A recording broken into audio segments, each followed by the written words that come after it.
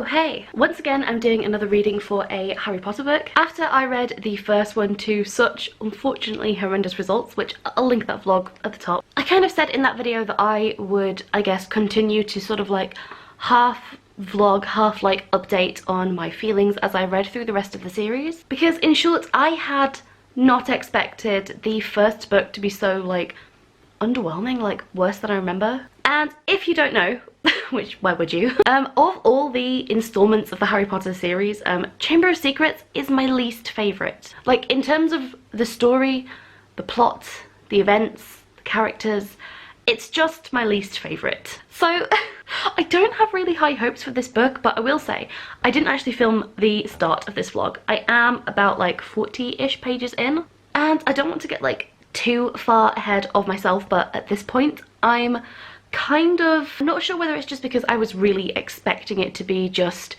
abysmal based on how I felt about the first book. So maybe I'm just like better prepared this time and I'm not expecting too much, but it's actually not as bad as I remember the first one being. So I don't know, it just seems to like flow a little bit better, like it gets into the story sooner and there's more like dialogue between the characters, and it just seems a bit more like, it just seems less bland. It just seems better. Like I'm enjoying the first like little like what, like 30-40 pages of this book way more than I enjoyed I think like the first part of the first book. So already things are going better than I expected.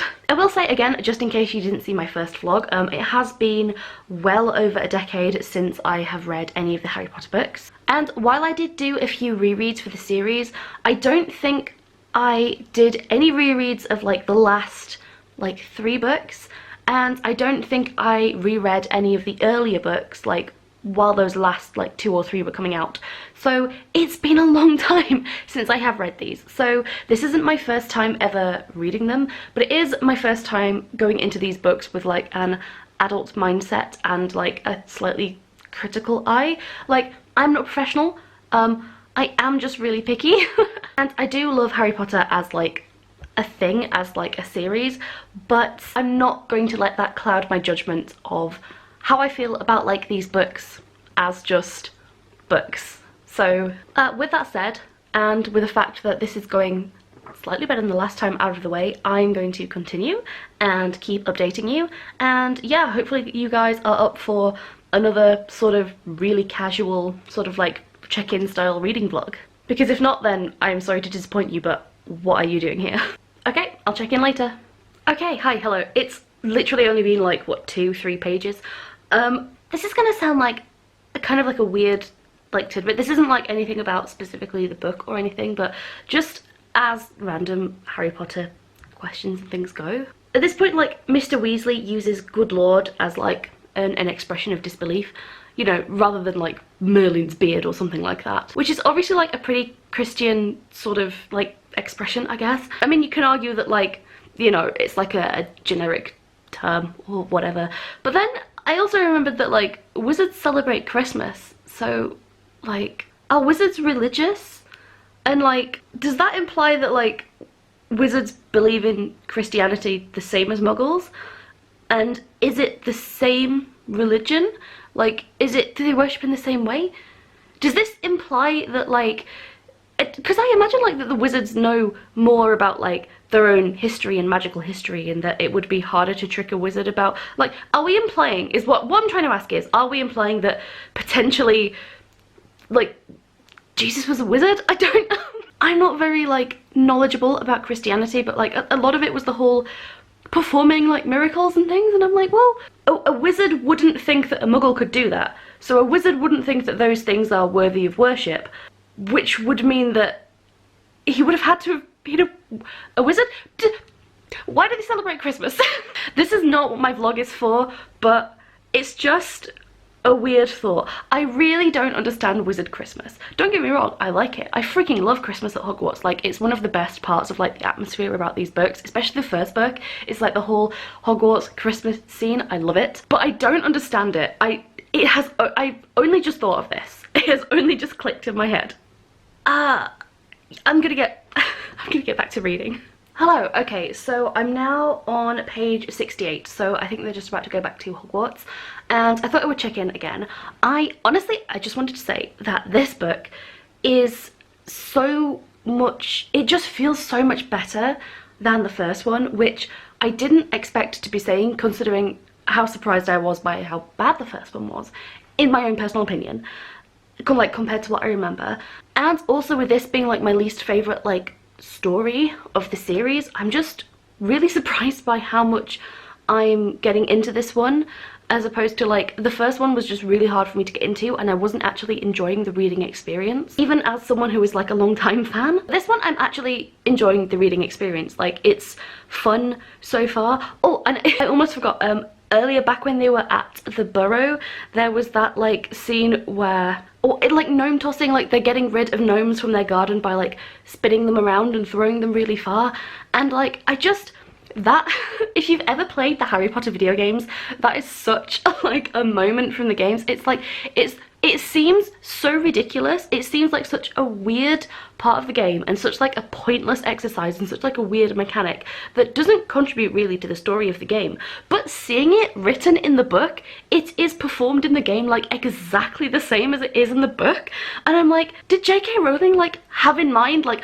ooh yeah, this would make for like a nice fun tutorial level in the video game? Like, she can't have known that. So like, oh, it just seems so weird, because having played the games, I'd kind of forgotten that it goes into that much detail about like throwing gnomes in this book, and I just kind of assumed that they just elaborated on it to just waste time in like the crappy PC games. But no, it is in fact sticking, it's completely canon. It's so weird.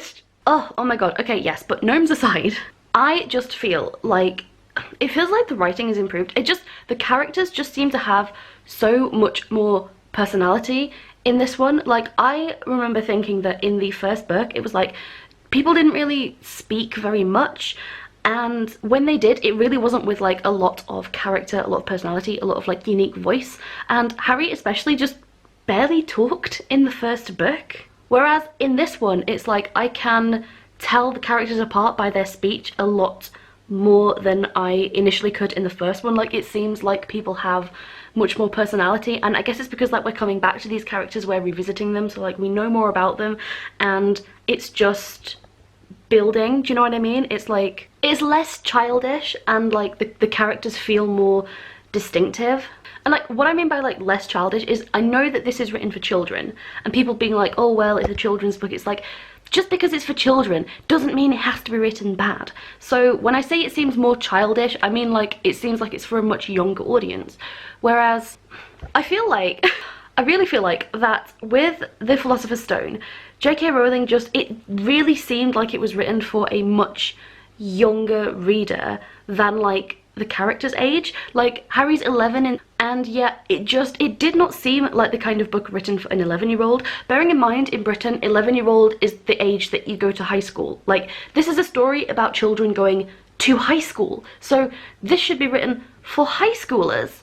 And the way that I felt Philosopher's Stone was written was for like a younger primary school child, so like 6 or 7 or something like that. And not that those kids couldn't enjoy the story of Harry Potter, but usually you tend to assume that the reader will be like the same age-ish as the main character. You know, it's like, that's usually how it kind of goes, especially with, I guess, kids' books. And I feel like J.K. Rowling took a look at her readers and were like, oh yeah, I'm not writing for like 6-year-olds, I'm writing for like 10-year-olds, 11-year-olds, 12-year-olds, and so on.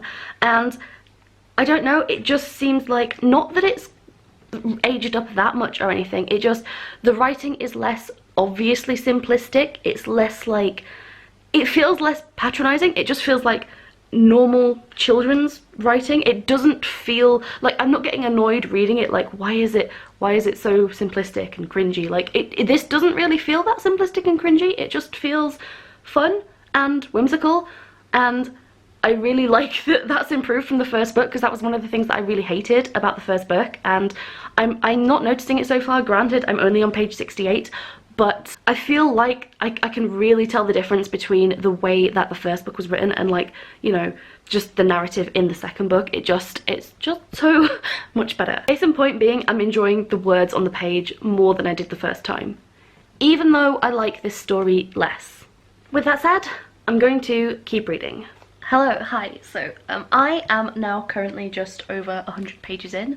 I don't know how much more I'm going to read tonight, but I have just read past the mudblood scene, and I think I said this last time, like, it's really hard for me not to remember, like, the films and compare to, like, the films, just because while I've read this book multiple times, it's been so many years, like, since I've actually read, like, the words on the page. Whereas with the films, I've seen the films so many times and so much more recently, and I just feel like the mudblood scene in the film was just so much more, I guess, like, impactful. Like, it felt like in that moment you could tell that Malfoy had called her something, like, really horrible, and obviously when they got back to Hagrid's hut, like, the way that Hermione felt in that scene. Oh, sorry, I've just seen a spider on TV. I shouldn't leave the TV playing while I'm reading. It wasn't a spider, it was that bit in the thing, if you know what I mean. I'm getting distracted. The point was, in the mudblood scene, it just seemed so much more impactful in the film. It just seemed so much more, just like it meant more in the film. It seemed like, but yeah, I got to it, and after it was over I was kind of like, oh, that wasn't as bad as I remember, like, from the film. I will say that it does lead me on to my next point of, I noticed this in the last book, and I think I mentioned this in the last video, but in case I didn't, the thing about, like, and everybody has always mentioned this, the thing about, like, all of Ron's, like, intelligent scenes being given to Hermione, because in the book, Hermione does not know what a mudblood is, and the reason I, like, paused to do this update is because when they're at Hagrid's hut and they're discussing it, and they tell Hagrid that Malfoy called Hermione a mudblood, Hermione says, but I don't know what it means. And she says that she could tell it was rude, but, like, she doesn't know what it means, and it's Ron that has to, like, explain it to her. I don't know if maybe that's why it doesn't seem as bad, because obviously in the film you can tell it's a really impactful thing because of, like, how Hermione reacts to it in the film. I suppose it's because, like, because she doesn't know what it means, or, like, how bad it's supposed to be, that she can't have that, like, important reaction to it, I guess. But at the same time, I don't think it's a fair trade-off for, like, giving all of Ron's, like, intelligent, like, when he was doing the, I think I mentioned it in the Devil's Snare scene, like, when Ron is actually the one to tell Hermione what to do, like, with her wand, like, that she has magic in that Devil's Snare scene. And again here, it's like, Ron has all this wizarding world knowledge that the other two do not have. I know, like, 1,000 other people have all made this comment already, but I just wanted to bring it up again, because they really did Ron dirty in the films, like, they really did. Hello, it's me again. I am just short of, like, 200 pages in. I've just finished reading the Quidditch scene with the bludger, and at this point, like, I feel like you can tell by how much more reclined I get in this seat that I may not read anymore tonight. I think I said that before, but yeah, this might be my last update for today. Basically, I just wanted to say that Quidditch scene was so much better than the Quidditch scene in the first book. Like, I found the Quidditch scene in Philosopher's Stone just so, like, it was just badly written. It was just, like, there wasn't a lot of action, there wasn't a lot of, like, I don't know, like, stuff going on, like, cause and effect. It was just kind of like, I can't remember exactly what I said, but it was just very, like, this is happening, now something else, oh, the match is over, and that was it. In this, it actually feels like a longer, substantial match. It's like there's stuff happening. It's like Harry's doing things and he's, like, seeing things while he's in the air, like, during the match. In the first one, it just kind of felt like a gimmick, but in this one, it feels like an actual sport. Like, I'm kind of like, oh, I'm actually getting, like, a proper Quidditch scene now, where in the first one, I honestly felt cheated in that first book. Like, where was my Quidditch scene? But I feel like the Quidditch scene in this book actually has, like, actions and descriptions, and, like, there's things going on, and, like, it's so much clearer, like, what the characters are doing, what the positions are doing, like, what Harry is doing. And it's not just like, oh, he sees the snitch and suddenly he's moving and then he's caught it. It's kind of like, no, it's like there's, you know, there's, like, a logic to it, and you can, like, see the path of events. It's not just, like, I don't know, all cut away like the first book was. Like, you can actually appreciate the match as though you were there watching it, which it's just so much better. It's just so much better than the first book. And again, I really enjoyed the Quidditch scene because like now I actually get to like watch the Quidditch. I actually get to enjoy the Quidditch. And it's just a really fun scene, but it's just done so much better in this book, and I'm enjoying this book so much more than the first one. And like, I can't believe I'm saying that because it's the Chamber of Freaking Secrets, which I don't really like the Chamber of Secrets. The Chamber of Secrets can stay closed for all I care. Like, I don't care about the Chamber of Secrets, not really. It's my least favourite story. But just as a book to read, this one is so much more entertaining, and I'm just enjoying the act of actually reading this one so much more than I did the first one. And I honestly think it's just down to like the better writing and the better characterization and like how much more personable the characters are on the page, and the fact that the writing is just improved. It's not like a massive improvement, but it's improved just enough that it doesn't feel like a story for like, I don't know, like what Americans I guess would call preschoolers. Like to me that's primary schoolers. It feels like a story for like, you know, preteens and young teenagers and like children just going off to high school, aka the same age as the characters. It just feels, it's still childish, it's still whimsical, it's still a book for children, but it's at that level where it's like enjoyable as like, in the same way that I guess like a family film is, you know? It's not like cartoons for like really young children. It's more like an animated family film. You know what I mean? It's that sort of difference, both for children, but one of them appeals to more than just children. And that's this book, in comparison to the first book. Yeah, I'm gonna finish this chapter, which I don't know how much more it's got to go. I don't know if I have to do like the whole Dobby in the hospital wing scene. I'm not entirely sure. I kind of hope it ends soon because I'm actually really tired and I'm gonna go to bed soon. Because otherwise, I'm not going to be able to concentrate for this vlog. But yes, so far, Chamber of Secrets, so much better than the Philosopher's Stone. Cannot believe I'm saying that. Unpopular opinion, I still don't like Dobby as a character. Hey, so okay, it's been another day, which is why my hair looks hella greasy, and I have the jankiest filming setup so I can sit on my bed, so we're all about the production quality here. I am just about to start the dueling club, which I am very excited about. So yeah, I'm going to get to this just right now. I'm just going to start reading, and again, I will check up with you at some point in the future.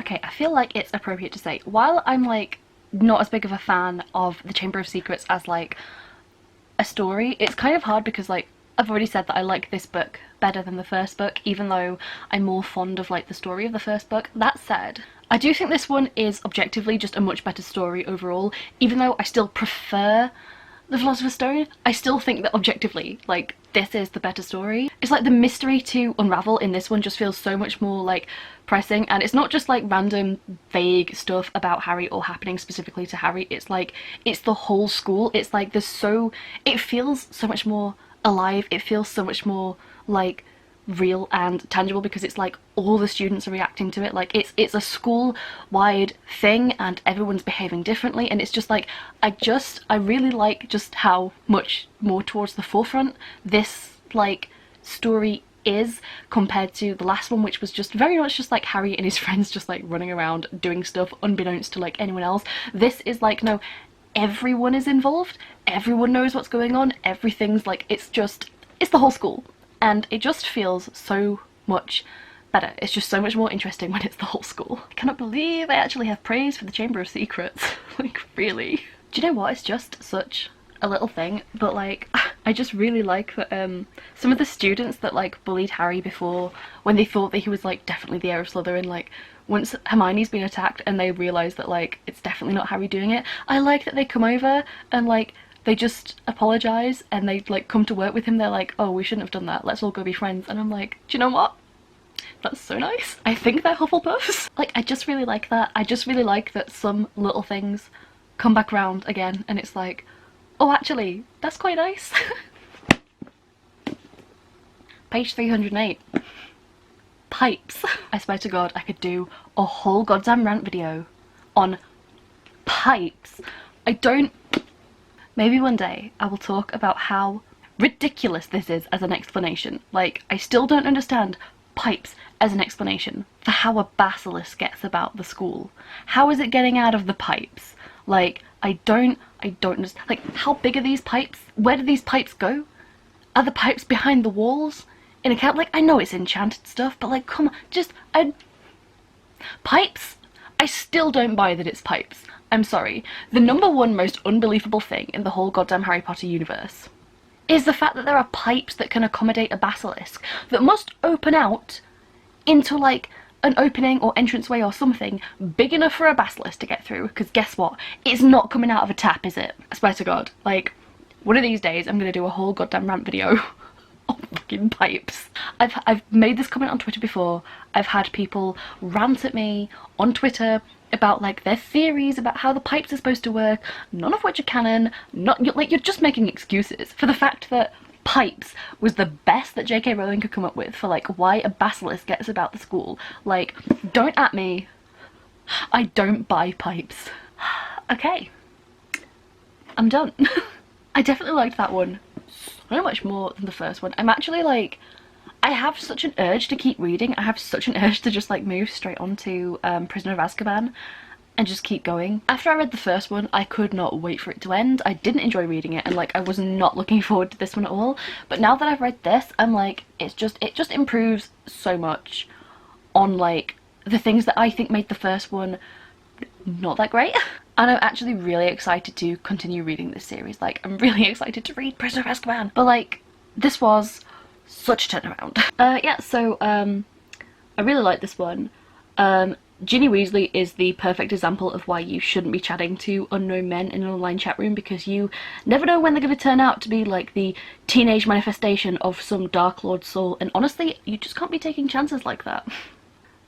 Yeah, so I guess with that said, I don't really know what else to say about this. Like, as an adult revisiting Harry Potter since like, just with basically no memory of the books themselves, like the actual words on the page, I was really pleasantly surprised to see, I guess, like the improvement of like just the story and the craft and the characters and the actual prose itself. Like, I feel like everything improved with this book, and it's not perfect. I think I'm gonna give this like maybe like a 3.5 kind of stars, because like it was really enjoyable, especially for a children's book. I do rate everything based on personal enjoyment, and while it still doesn't have enough to really push it that much higher for me, I think I'm just so relieved that it was actually a genuinely decently enjoyable read, especially compared to the first one, because I was not expecting a lot, and I feel like a lot of my enjoyment comes from like the relief of not having to read another bad book, so I'm really pleased about that.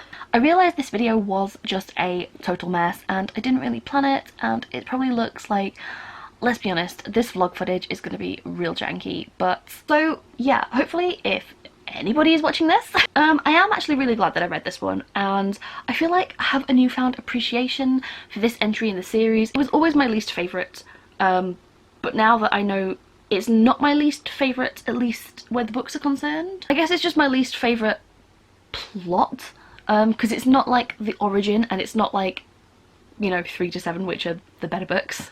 I just kind of feel like this is just like a bit of middling, like, blehness as a plot, but as a book, thoroughly enjoyable. And yeah, I'm honestly just really excited to read more of the books.